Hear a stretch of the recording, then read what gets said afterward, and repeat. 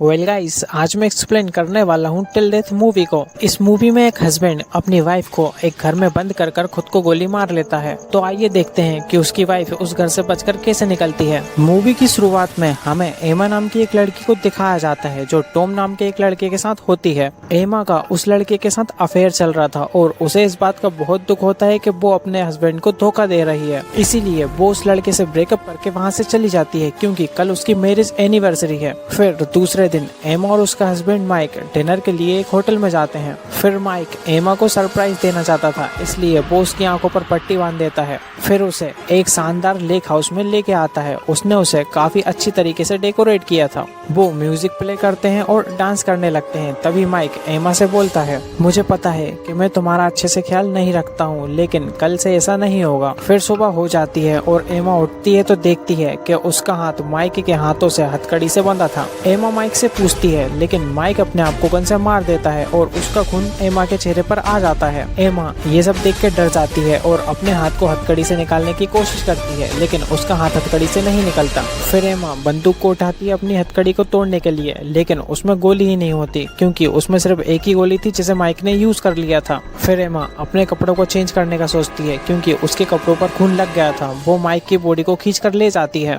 लेकिन उसे वहाँ पर कोई भी कपड़े नहीं मिलते, सिर्फ अपनी शादी के ड्रेस के अलावा। फिर वो माइक की शर्ट पहन लेती है और उस ड्रेस की हेल्प से माइक की बॉडी को सीढ़ियों से नीचे ले जाने लगती है, लेकिन वो गिर जाती है। एमा हेल्प मंगाने के लिए कॉल करने का सोचती है, लेकिन माइक ने उसका फोन पानी में डाल दिया था, जिसकी वजह से उसकी डिस्प्ले खराब हो जाती है। फिर एमा किचन में जाती है और हथकड़ी तोड़ने के लिए कोई सामान ढूंढने लगती है, लेकिन किचन पूरी तरीके से खाली होता है। फिर एमा को कार की चाबी मिल जाती है। अब उसे कार तक जाना था, लेकिन बाहर बहुत ज्यादा बर्फ थी, इसलिए वो अपने पैरों पर कपड़ा बांध लेती है और माइक की बॉडी को खींचते हुए कार के पास ले जाती है। फिर माइक की बॉडी को कार में डालती है और कार को स्टार्ट करती है, लेकिन कार स्टार्ट ही नहीं होती क्योंकि माइक ने कार का पूरा फ्यूल पहले ही निकाल दिया था। तभी कार में माइक की एक रिकॉर्डिंग बजने लगती है। उस रिकॉर्डिंग को सुनने के बाद एमा को पता चलता है कि माइक को उसके अफेयर के बारे में पहले से ही पता था और ये सब उसने उससे बदला लेने के लिए ही किया है। फिर वो माइक की बॉडी को खींचकर वापस घर में ले जाती है और स्टोर रूम में जाती है, लेकिन माइक ने वहाँ से सारे टूल्स पहले ही हटा दिए थे। फिर उसे किसी के पैरों की आवाज़ आती है।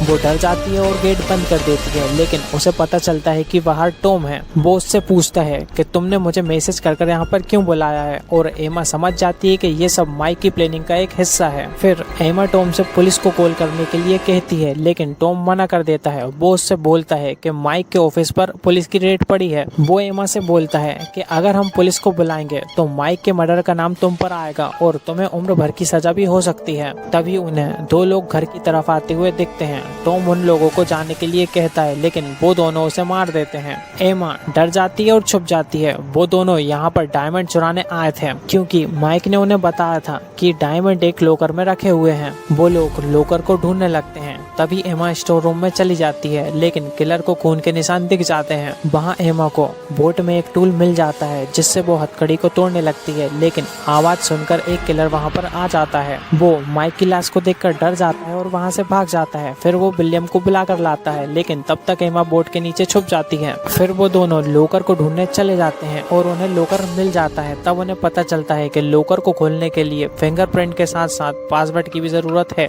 फिर वो लोग माइक की बॉडी लाने और एमा को ढूंढने चले जाते हैं और हम यहाँ देखते हैं कि एमा को बोट के पास एक फ्यूल टैंक मिल जाता है। वो उस फ्यूल टैंक को खींचकर कार के पास ले जाती है और कार में फ्यूल डालने लगती है। तभी विलियम उसे ढूंढते हुए वहाँ पर आ जाता है। वो वहाँ पर देखता है कि कोई कार में फ्यूल डाल रहा था, लेकिन उसे वहाँ पर एमा नहीं दिखती, इसलिए वो कार के टायर्स को चाकू से काट देता है। फिर एमा वहाँ से छुपकर निकल जाती है और बेसमेंट में छुप जाती है, लेकिन विलियम की नजर वहाँ पर पड़ जाती है और वो वहाँ पर एमा को ढूंढने आ जाता है। लेकिन तब तक एमा ऊपर चली जाती है, लेकिन ऊपर दूसरा किलर होता है, इसलिए वो बचने के लिए कार की चाबी से कार को ऑन कर देती है, जिसकी आवाज सुनकर वो दोनों किलर वहाँ से चले जाते हैं। फिर वो वहाँ से भागने के लिए विलियम पर अटैक करती है और वो नीचे गिर जाता है और बेहोश हो जाता है। दूसरा किलर विलियम को देखने आता है तो एमा उसे भी मारकर बेहोश कर देती है। फिर भागकर कार के पास जाती है और उसे स्टार्ट करने लगती है। इतने में विलियम वहां पर आ जाता है और उसे कार से निकलकर मारने लगता है और वो बेहोश हो जाती है। और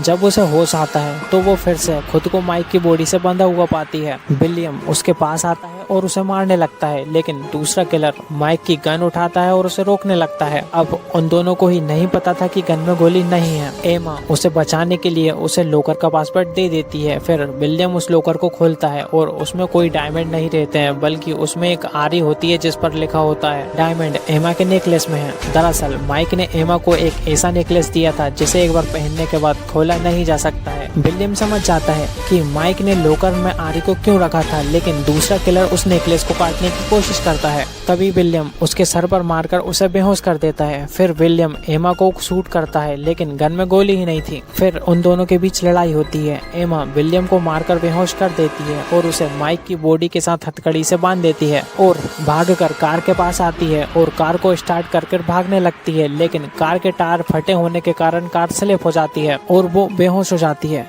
फिर वो होश में आती है और सड़क कर वहाँ से भागने लगती है, लेकिन विलियम उसे फिर से एक बार पकड़ लेता है। विलियम उस पर चाकू से वार करता है, लेकिन एमा उस चाकू को छुड़ाकर उसके सीने में मार देती है। वो जैसे ही नीचे गिरता है वहाँ की बर्फ टूट जाती है और विलियम माइक की बॉडी के साथ पानी में गिर जाता है, लेकिन विलियम एमा का हाथ पकड़ लेता है और एमा भी पानी में गिर जाती है। फिर एमा विलियम की आंखों में चाकू मारकर उससे छूट जाती है और बर्फ से निकलने की कोशिश करने लगती है, लेकिन उसे बाहर निकलने के लिए जगह नहीं मिलती। वो मरने ही वाली होती है कि तभी वो बर्फ को तोड़कर बाहर निकल जाती है और बच जाती है और यहीं पर हमारी मूवी खत्म हो जाती है। सो फ्रेंड्स, आई होप आपको वीडियो पसंद आई होगी और आप ऐसी ही अमेजिंग वीडियोस के लिए मेरे चैनल को सब्सक्राइब भी कर सकते हैं। Thanks for watching this video.